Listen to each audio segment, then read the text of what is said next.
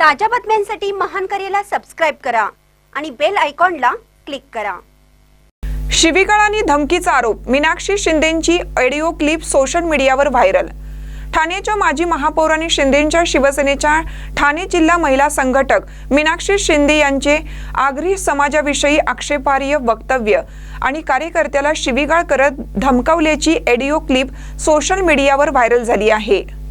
मीनाक्षी शिंदे यांचे कार्यकर्ते मीनाक्षी शिंदे यांच्या विरोधात अपक्ष उमेदवार भूषण भोईर यांना निवडणुकीसाठी मदत करत असल्याने मीनाक्षी शिंदे यांनी या कार्यकर्त्याला शिवीगाळ करत धमक्या दिल्याचे या ऑडिओ क्लिपमध्ये ऐकू येत आहे।